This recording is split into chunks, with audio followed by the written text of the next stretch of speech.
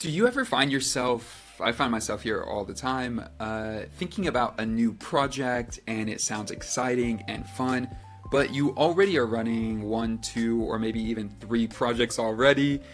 This is something that I feel I have come to a place in my life that I am trying to look at with a new lens and simplify my life. And this may come down to this idea, are you currently over ambitious?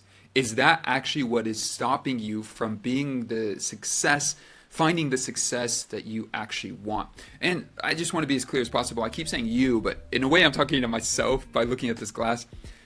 I just filmed this video and my software broke halfway through or just stopped. And so I lost the video, but I'm re-recording it right now because I really feel this is a thought that is something I'm thinking a lot about, and I want to talk about it right now. Being overly ambitious, and I really define it a specific way. So being overly ambitious is not about having too many goals. It's not about having goals. It's about trying to do too much at the same time. You probably have heard that quote, and I'm going to butcher it, but something to the extent of, we overestimate what we can do in a year and we underestimate what we can get done in a decade. The idea there is basically we go into a new year like 2026 and say, bro, I'm going to crush my health. I'm going to crush it in my business. I'm going to have this in relationships and life and family and friends. I'm going to buy a new house and I'm going to start a real estate thing and I'm going to kill it on social media and I'm going to whatever. There's a whole list of things that come out, and we try to do all 6 or 7 or 8 of those in 12 months, where the reality is if you just span those out into 2-year increments, you could crush it in 10 years by just focusing on those 5 core things. For myself, the way I find this is I am definitely over ambitious, and I'm kind of looking at my life in this meta version of it where I'm not judging myself because of it. More so, I'm just taking a step back and saying why? Why are you ambitious here and here and here and here? Why are you chasing so much? What is the purpose of all that? That's fine, but on another scale, why are you chasing all that? So what I've come to is kind of when I take a step back, I'm looking at it and I'm seeing I'm chasing so many things at the same exact time, but why? This has come to this kind of conclusion of what I'm testing going into 2026 and the future. There are so many things in the world that get me excited right now. For myself, I love vibe. I love AI, but I love vibe coding. I think vibe coding is such a phenomenal breakthrough for the human, for the average person across the globe, that it will transform how we do everything. Because now if you have a problem, you could just solve it really easily. Anyway, we could talk about that in other content. But I'm thinking about doing a new YouTube channel talking about vibe coding, teaching vibe coding. And then at the same time, potentially launching my own software with vibe coding because, hey, you could do it.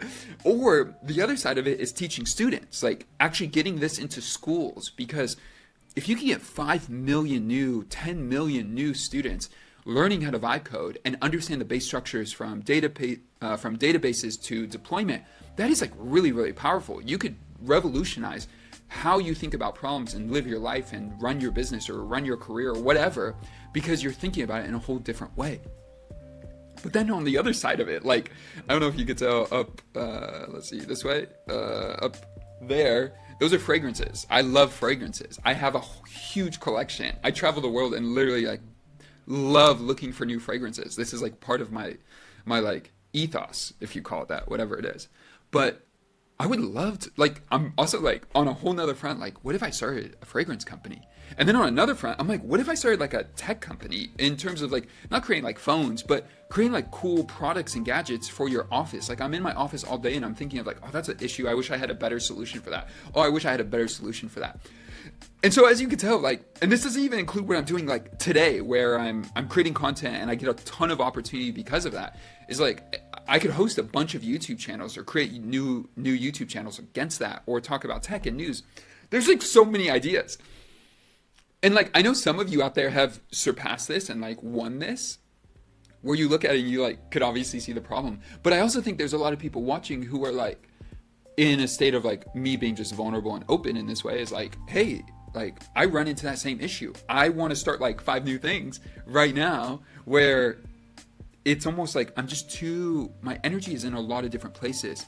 And you would say like most people would look at me and be like, yeah, David's super productive. And I probably am, and you probably are as well. But the challenge is, do you feel successful the way you want to feel successful? That's where the disconnect is for me. I don't feel successful in the way I know I can be. Happen to be if I was more focused or saw something grow at a 10x level.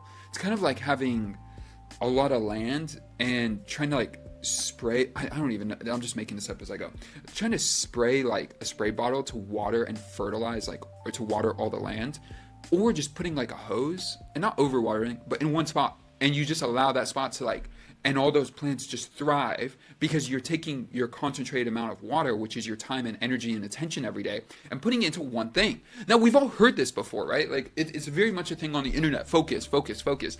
I'm all for it. And I think we're just, for me, the struggle is we are in a place in the world today where it's like everything is a goal. Like everything. Like wake up at a certain time is a goal. And like eating healthy is a goal. I don't consider those as goals anymore. Like my goals, what I'm talking about in this video about being overly ambitious is the amount of projects and tasks I'm taking on that are above and beyond my normal day of like what I need to do. Yes, I want to eat healthy. Yes, I want to be healthy. Yes, I want to like take care of my health, and I want to like see my family and hang out with my family and build my family and like be part of my church and be part of the community and like hang out with people. Yeah, all of that. But I don't want those to be like goals. Those are not goals in my opinion, as much as what I'm doing to build something that serves people at scale and brings impact to the world in a way that delivers value, where people will use money as a means to translate that value, or they're willing to pay for it, basically. So it gets me running in this like, okay, well, what, as I like kind of take this meta step and I look at myself and I say, okay, well, why are you trying to start that and that and that? That's like a lot. Why don't you just do one of them right now? Well, this is kind of what I'm coming to as an answer, as what I'm discovering. The biggest thing that I realize is that everything, when I'm trying to do too much at the same time, it's short-term thinking. So when I go to long-term thinking, this is what comes up. I remember this great question that Tim Ferriss, I heard Tim Ferriss share, which is, let's say you have 2 options, or multiple options, but let's just say you have 2 options. When you were trying to decide both, but it's a hard decision because they're both good, but you're trying to figure out which one is great. Well, when you look at both of them, which one, if successful, will either make the other one irrelevant or 10 times easier, like just way easier. And so when you're looking at 2 options, 3 options, look at them and see if this one were to succeed in 3, 5, 10 years, would it make the other ones way easier or just an irrelevant thing? And that question helps me get into the frame of long-term thinking. But what I want to add to it that's really helped me right now as I'm planning for 2026 is this thought around specifically, what would I feel is successful in my life if I accomplished it in, say, 3 years? And I really say 3 years because, yes, I want to think in terms of like 10 years, but the reality is, it's like the whole world is going to change. Like vibe coding is a brand new term that came out this year in 2025. And it's like something I could literally make a business that impacts millions of people if I just go all in on it. And it just came out. So I'm kind of positioning around 3 years. But when I look at it and I think of like long term, so, okay, out of all these options, like which one will make the other ones irrelevant? Okay, that's a great question. But the one that takes it deeper is if I think about actual success, like in what I would feel as successful, not what other people define as success, and not even money success, because money is a part of it, but I think the deeper part is the level of impact that it brings. So I'm really thinking about it in terms of that, is like, okay, what would actually bring success to this moment in my life 3 years from now, that if I look back December 2028 or whatever, and I built a fragrance company, for example, and where our product is around the US, maybe even in other parts of the world, and might not be crushing it, might be still really stressful because it's only 3 years into the business, and hey, it could be really great, but it could also be like still pushing like early stages. But at a certain point it becomes like, it's like, would I be hyped on that in 3 years and feel like I really put my time and attention and energy into something I'm like so proud of 3 years from now? That alone has helped me start to like eliminate noise, because this, what is it, like the shiny object syndrome of where everything you look at is like, oh, that's cool, oh, that's cool, oh, that's interesting. That is happening all day for me, where I'm like looking at all these different things and I'm like, that would be awesome, that would be awesome. But when I think about 3 years from now, what do I really want? That's not just a money grab. I don't know if you've ever read the book Rework by Jason Fried and DHH David, I forget his last name. They talk about, I think it's Rework. It might be a different book. I've read a few of theirs. They talk about not believing in low-hanging fruit. Sometimes in business we think like of this like thing of like low-hanging fruit. Oh, it's so easy. Like, oh, you just start a drop shipping company. It's gonna be so easy. You're gonna make $30K a month. It's so easy. Just eliminate the idea of easy. Like, just eliminate it, because truly any good business is gonna take work, and there is no such thing as like passive income. It takes work. And that's a whole nother video, a whole nother topic. But in terms of like what we're talking about, if you eliminate this idea of easy, oh, it's like so easy just to do that, you're gonna really think harder about what are you willing to deal with the nonsense of. Like, it's gonna be hard, stressful. Like, I saw a video the other day of someone who like runs a business and they sell products, and somehow $1 million worth of their product got $1 million of their product got stolen, and they have to like somehow figure out what to do now, because they have customer orders out from Black Friday that they have to fulfill, but $1 million of their product got stolen. So they have to get new product while they're trying to figure out what happened to the product. It's a whole thing. And like, that's the worst, lowest moment of that business. Like, and they have to like figure that out. And are you willing to do that? Like, so if I have a fragrance company and that happened, am I willing to do that? Like, am I willing to go through the hardest moments with it? You never know what the hardest moment is going to be, but I think it's like really important to consider that. I don't know if you ever read Shoe Dog Millionaire. It's a story of Nike. They had some really hard moments, but like, what are you willing to go into to figure out if like, and fight through to the end? And that's what I want to put my money and my attention and my ability on. So the first thing is, I'm just asking like, what would actually make me feel successful a year from now? And really trying to imagine that, like December 2026 or 2027 or 2028, what would I really feel like, man, I'm heading in a direction I'm proud of. Regardless of the outcome, financially, whatever, I'm happy I'm going in this direction, because if I do this long enough, 3 years, 5 years, 10 years, it will be awesome. On top of that, I then ask some follow-up questions, which come out as like, I really start to think about, okay, if that's the first thing. Second thing is like, I talked a little bit about it, but I start to like question, is this just like shiny object syndrome, where it looks cool right now and it looks easy? And if that is the case, put it on the back burner list. So my second thing is like, I don't get rid of ideas. I just put them on the back burner list. And I have a list in my Notion account that is called my back burner list. So all these really great ideas all live there.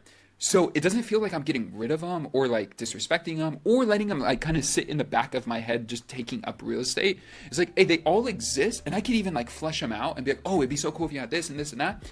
But leave them on the side. I don't spend a ton of energy and time on them. They still exist, but they're not in my like focus area. That has been so helpful.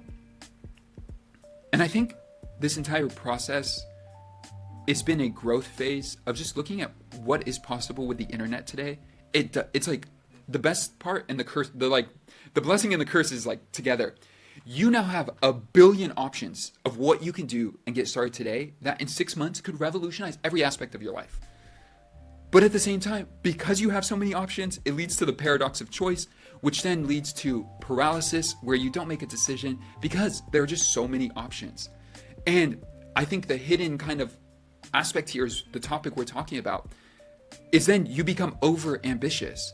And then it leads to this like hustle culture where you're trying to push for and build and develop so many things at the same time, where the reality is, if you just did one or focus on one core thing, yes, I'm going to take care of my health. Yes, I'm going to build my relationships. But at the same time, I'm focused in on this one core thing, and I put all my energy into that.